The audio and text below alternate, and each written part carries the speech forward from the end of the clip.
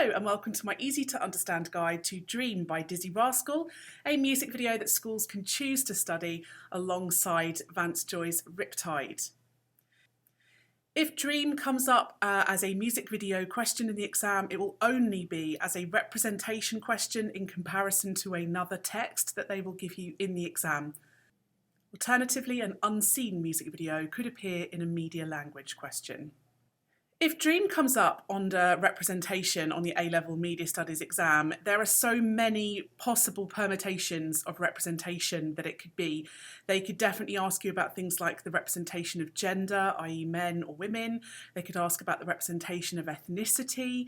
They could ask about the representation of age or class. So it's really important that you understand the differences between these aspects. And I'm going to try and go through some of the key information in this video. The music video itself acts as a kind of intertextual reference to a 1950s black and white TV programme for children called Muffin the Mule. It was made in the 1950s, presented by Annette Mills, and the whole of the Dream music video is set up to feel a lot like that show. Now, it's important to understand how perhaps things like gender, age, ethnicity and class were treated in the 1950s to see whether or not the music video reflects the historical context of the time period in which it is set. So obviously I would assume you know by now that in the 1950s people were often discriminated against if they were female, if they were black, if they were working class, so there was a kind of real hierarchy of power between different people, whereby white, middle and upper class people were often treated much better than perhaps working class people from ethnic minority backgrounds. You can see a lot of this reflected in the music video itself. You have the female character who acts as a kind of narrator. As the kind of white character in the music video, she has the most power. So we see her framed large within the frame against Dizzee, who's often seen quite small within the frame. They use CGI to kind of make him seem as though he is one of the puppets. She has the most power, she has the piano. The mise en scene creates this idea that she's probably middle to upper class because pianos are quite expensive. It looks like she's got quite a nicely decorated home, and she speaks in quite a proper, what we call received pronunciation accent. It's that very proper, almost newsreader, old-fashioned kind of English where everybody talks like this. It creates this idea that she is most likely sort of middle to upper class, quite wealthy, quite powerful, and we see that in binary opposite juxtaposed with Dizzee's representation, where we see him as working class. He uses quite a lot of slang, informal words within the lyrics, and he kind of acts and speaks in quite an informal way as well. His mise en scene, by contrast, is clearly kind of much more working class. We see kind of off licenses and pirate radio stations, graffiti. So we get the idea that his background is very different to hers. In the 1950s, it was a post-war period where we had quite a lot of immigration happening, where people were coming from places like the Caribbean and other places around the world, in Asia, for example, and they were migrating to Britain to start new lives with their families. And so there was this influx of immigration, an influx of ethnicity and diversity into Britain in the 1950s. And it was still seen as quite a new thing for people. Some people were quite uncomfortable with it because they'd never really met anyone from another culture or background before. And so the 1950s was quite turbulent in that time, where people were getting used to meeting people from different ethnic backgrounds. You can see some of the uncomfortableness reflected on the female character's face. She clearly is not entirely comfortable with Dizzee's lifestyle, with some of his choices, with the crime that seems to happen. We see that helicopter and police brutality kind of intruding into her part of the screen, and she kind of rears back as though she's quite uncomfortable with it. She doesn't get involved, which might reflect this idea of people not really perhaps caring about other people's situations, particularly when they come from other ethnic backgrounds, but certainly might reflect the kind of uncomfortableness that some people felt in the 1950s when it came to things like ethnic diversity. It's important to realise that this issue is not just relevant to the 1950s. The 1950s was where it first started to become more apparent to people because of the influx of immigration into Britain. But actually, the issues to do with ethnicity, diversity, immigration have been rife throughout Britain for the last sort of 60, 70 years, where we still are having problems with migrants being treated differently, people from ethnic backgrounds being discriminated against and treated differently, and sort of white middle class people failing to recognise their privilege within society. And so this video can be seen as acting like an allegory, a kind of moral story, where Dizzee perhaps is trying to show us, and that's maybe the reason for the intertextual reference, to show us the similarities between how things used to be in the 1950s and how they still are now in the modern era. Dizzee himself chooses to represent his star persona as being someone who's quite rebellious. He talks about having reckless behaviour in the lyrics with no shame.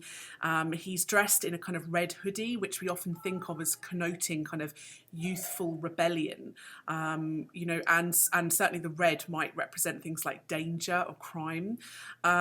We see characters carrying out TVs as though they're stealing and people graffitiing as well, and he even talks about going on to kind of illegal pirate radio stations. So the representation of him, and therefore perhaps the representation of young men or young black men, might be seen as quite rebellious, quite wild, and quite involved with crime. When this video was released, there was quite a lot of concern about antisocial behaviour, particularly among young teenage boys. It got so bad that the government actually tried to put a ban on people wearing hoodies. And in some shopping centres, people wearing hoodies just weren't allowed in. And the idea was that, you know, the hoodie became associated with crime and youth. And so it became almost a symbolic code for young people who weren't going to follow the rules. And so perhaps this video reflects the modern context in which it was made in the 2000s, where Dizzee was perhaps trying to show the similarities between how young people, and in particular how young urban men, were treated in comparison to the way they were often treated in the sort of 1950s. However, Dizzee does choose to challenge some of the stereotypes that we're so often used to seeing in the media about young men, and in particular young black men. We see him as a positive role model, particularly towards the end of the music video. He's dancing, he's singing, he's talking about his success, his awards, and he seems to be somebody that we as an audience are encouraged to look up to and see as a success story. And certainly when we see the female character's approval of him, she's smiling, she's nodding at him. It's apparent that she's encouraging us to approve of him as well. So perhaps some of the representations of Dizzee and some of the other young black men in the video are there to challenge some of those typical perceptions that we have of young black men in the media. There are several references to things that would be considered allegorical in terms of race and ethnicity and the way that people are treated. If you see some of the scenes with the policeman harassing and beating the black puppets, it's kind of reminiscent of police brutality that we've seen so much in the news recently. And so perhaps Dizzee is trying to make a comment about race and police brutality and maybe institutionalised racism. And the idea that when he's in the music studio and the radio station, the police are outside, but they can't get in, they're banging on the windows, perhaps is kind of a reference to the fact that music has protected him from this. Music has kept him safe from the institutionalised racism that perhaps other young black men might be suffering from.